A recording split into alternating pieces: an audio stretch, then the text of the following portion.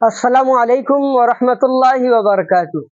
মুফতি সাহেব, আপনার সাথে বহুত দিন পর মোলাকাত হলো।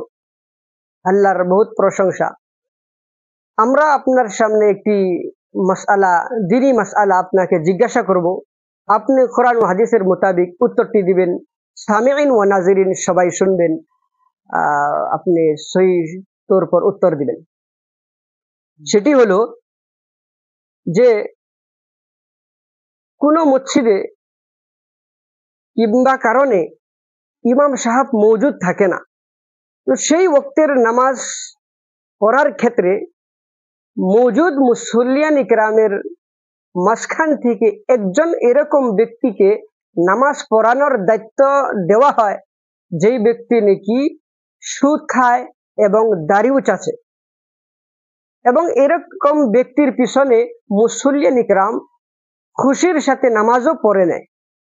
তো মুফতি সাহেব উত্তর দিবেন, এইরকম সুদখোর মানুষের পিছনে এবং দাড়ি চাচা মানুষের পিছনে সালাত পড়লে, নামাজ পড়লে বা পড়াইলে বা পড়লে সঠিক হবে কিনা শরীয়ত সম্পূর্ণভাবে আমাদেরকে উত্তর দিবেন, আমরা আশা রাখলাম। মুফতি সাহেব খুব সুন্দর প্রশ্ন করছেন।